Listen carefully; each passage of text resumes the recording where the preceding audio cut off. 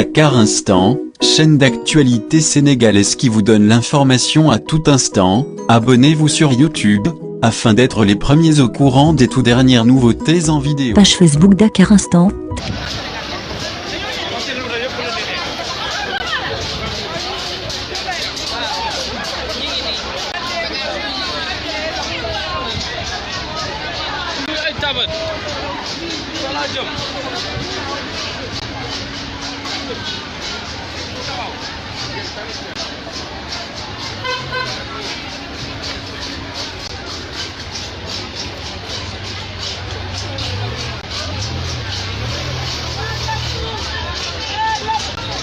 Allô? Deuxième tour.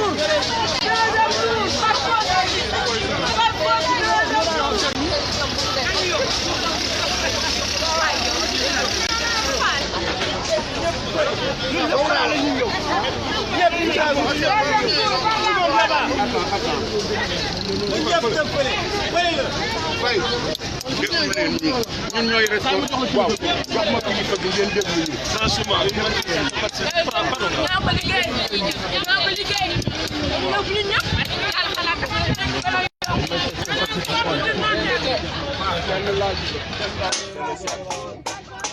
on est là en fait pour éviter le désordre. Les gens doivent libérer la VDN. Il faut les faire libérer la VDN. Oui. Mais d'abord,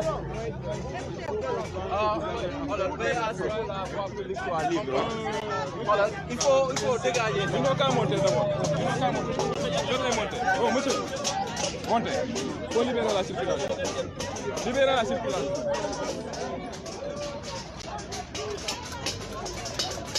Voilà. Vous savez, la température dans ce pays-là, les nerfs sont tendus. Vous êtes des républicains et ayez ce comportement républicain jusqu'au bout. Il s'agit de notre démocratie et vous êtes acteurs de cette démocratie. Il s'agit de son renforcement ou de son affaiblissement. Il se trouve que Macky Sall veut l'affaiblir et tout citoyen a le droit de se dresser contre cela et d'exprimer son sentiment. Ce que nos femmes sont en train tout simplement de faire. À votre niveau, vous êtes des forces de défense, des forces de l'ordre. Vous êtes là pour la stabilité, pour la sécurité de chaque citoyen, comme vous assurez la sécurité du président de la République Macky Sall, et la sécurité de ces braves dames vous incombe. Donc, ne les brutalisez surtout pas. Et je veux vraiment qu'on soit clair sur cette question. Je souhaiterais que le même langage que vous nous teniez, que vous le teniez aussi aux dames. Mais il y a aucun souci sur ça. S'il vous plaît.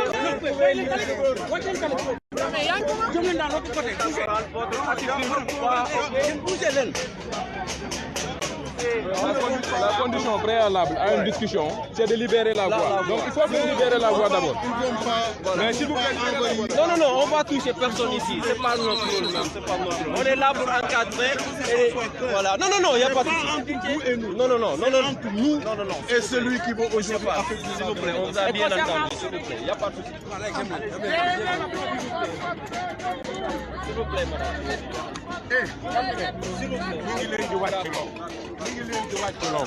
gis nga ñii ñëpp la plupart de ces gens c'est des faux bourdons. La plupart de ces gens c'est des faux bourdons. may leen ñu montez.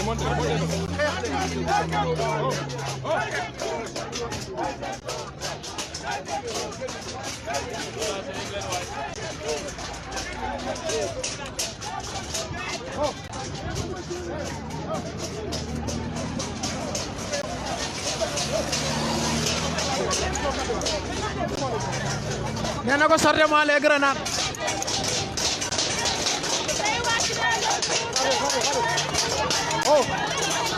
Oh, hey, arrêtez, arrêtez. Faut pas me parler. grenade yàgg nañ ñu ko door parce que man xalifiste laa tiituñu grenade parce que tey dañu ñëw pour mettre en garde ki nga xam ne mooy Demba Kandji parce que amuñu ci moom confiance parce que forfaiture bi mu defoon dans le cadre du jugement en appel de Khalifa Sall moo tax on lui fait pas confiance tey dañu ñëw pour le mettre en garde lépp loo xam ne xew na ëllëg ñun dinañ taxaw devant les Sénégalais parce que nous voulons que la démocratie soit respectée dans ce pays. On est prêt à tout parce qu'il doit y avoir un 4e tour c'est une volonté populaire voilà c'est tout.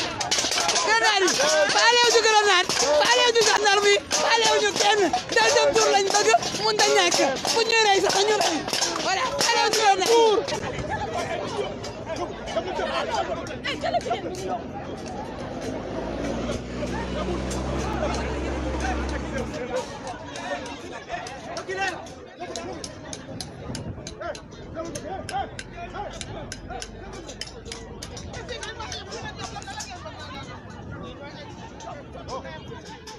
Situation bi c'est catastrophique. Gis nga ñii dañuy jéem a intimider. Macky Sall ne peut pas passer au premier tour, il a 46%. Donc mënul jàll au premier tour et nous disons non. Le pays n'appartient pas à Macky Sall. L'armée doit prendre en considération la nation et les gens de ce pays-là. Ils ne doivent pas nous jeter des grenades lacrymogènes, d'autant plus qu'on n'est pas armé. C'est pas normal. C'est pas normal.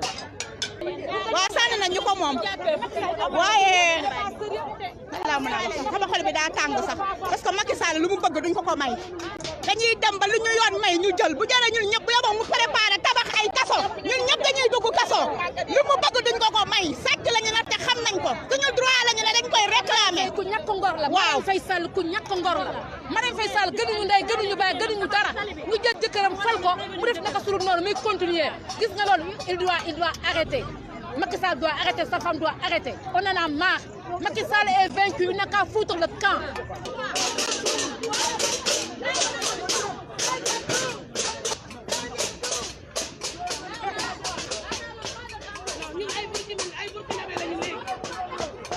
dama ni Sénégal bi ñun ñëpp ñoo ko bokk Sénégal ñun ñëpp ñoo ko bokk Sénégal ñëpp ko bokk ñun ay Sénégalais ñu ay Burkina. On n'a pas peur de la prison. Voilà. On n'a pas peur de la prison. Nous sommes prêts pour tout. Le Sénégal nous appartient tous. C'est ça. Les garçons, tout le monde. Tout le monde.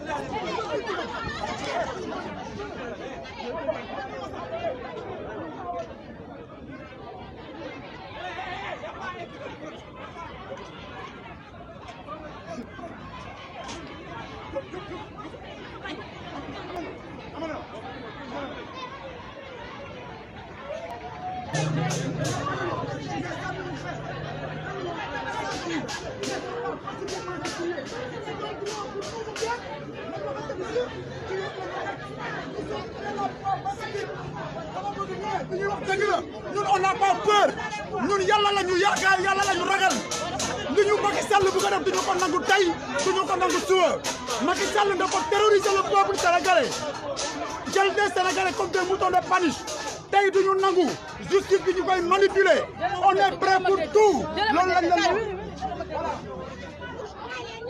C'est la responsabilité du président Macky Sall qui est interpellé. Oui. Il est en train de jouer avec la stabilité du pays. Un deuxième mandat ne vaut pas la déchirure sociale de ce pays-là. Les tendances sont nettes. Un deuxième tour s'impose et est inéluctable. Il ne peut pas tripatouiller ces résultats et les populations ne sont pas prêtes à accepter autre chose que ce deuxième tour. J'interpelle les forces de l'ordre à plus de respect. Il est inacceptable d'entrer dans un siège et de vouloir procéder à des arrestations. Ces braves dames ne font que ressortir un sentiment largement partagé par la population qui aujourd'hui ne veut plus du président Macky Sall à la tête de ce pays. Voir que le combat n'est pas entre l'opposition et eux, mais entre l'opposition et Macky Sall qui travaille aujourd'hui à fragiliser notre démocratie. Mais on ne peut pas accepter que ces gendarmes entrent dans le siège pour procéder à des arrestations. Et vraiment, nous interpellons leurs supérieurs à parler avec eux et à faire... L'intimidation ne passera pas. Mais honorable, n'est-il pas plus loyal d'attendre la commission nationale? soxna si moo gisee mbir mi. ngeen jëm mbir mi ni ñu ko gisee mooy ni ngeen ko gisee nii rek violence totale bu ñu demee ba président Macky Sall di utiliser armée bi contre la population c'est pas du tout normal pour lan pour population bi di réclamer une deuxième tour ñuy utiliser la force c'est pas normal. Honorable, tout ça. D'abord, on a fait au capitaine. Non, attendez. Non, xam nga actuellement xam nga ñoo ngi woon fële. Non, taxawal wax la. Da ngay dugg ci biir ma fekk la foofu ñu wax. Da dugg ci biir ma fekk la foofu ñu wax. Yépp lañ play.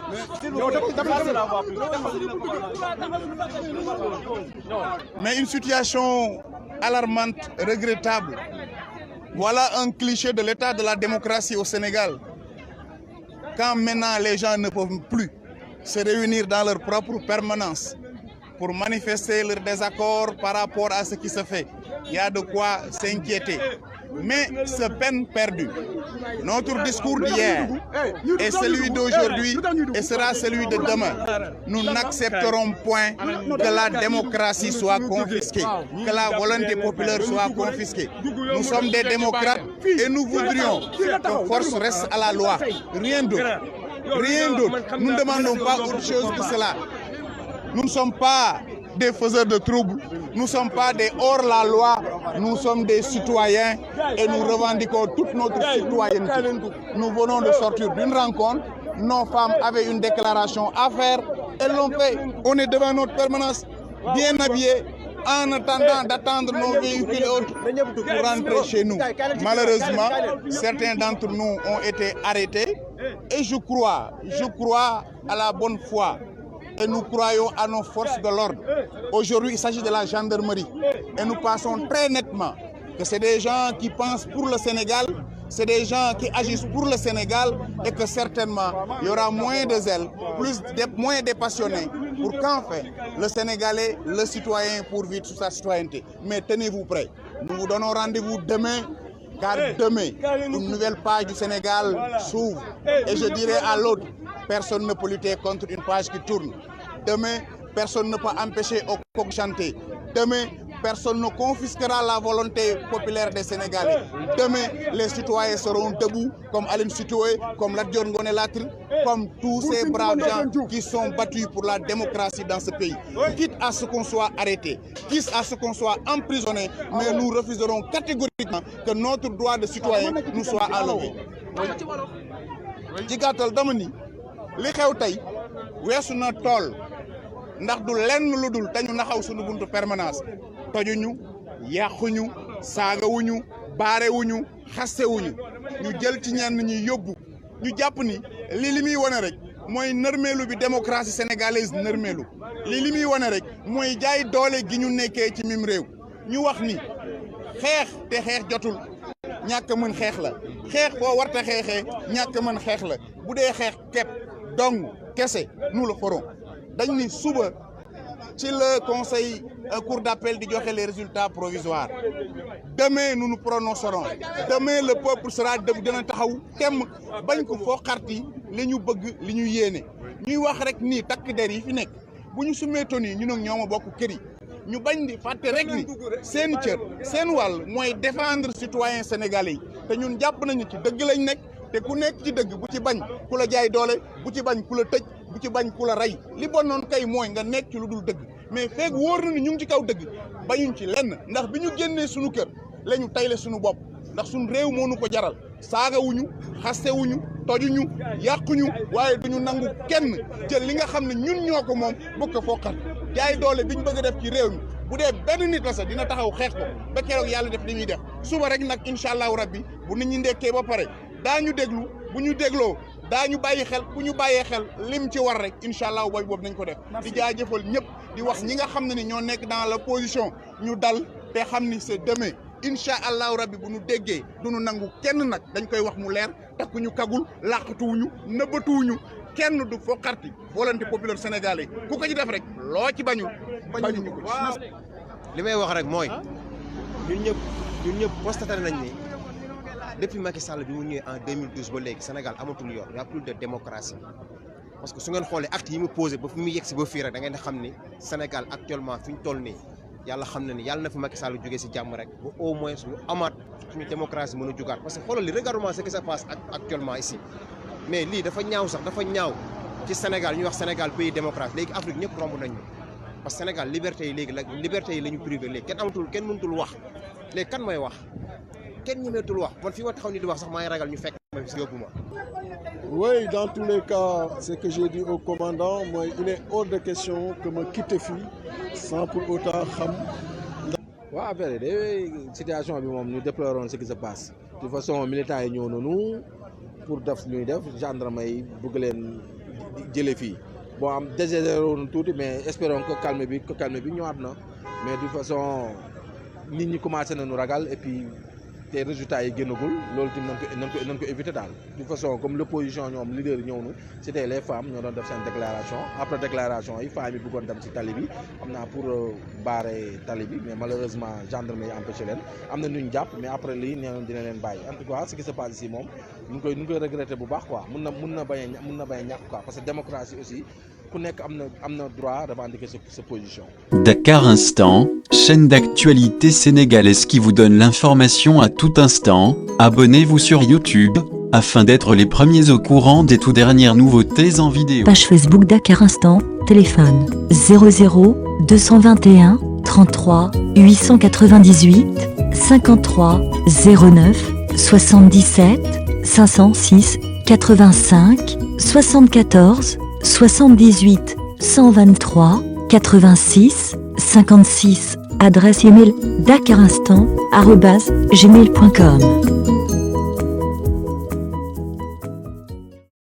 Dakar Instant, chaîne d'actualité sénégalaise qui vous donne l'information à tout instant. Abonnez-vous sur YouTube afin d'être les premiers au courant des tout dernières nouveautés en vidéo. Page Facebook Dakar Instant, téléphone 00 221 33 898 53 09 77 506 85 74 78 123 86 56. Adresse email dakarinstant@gmail.com.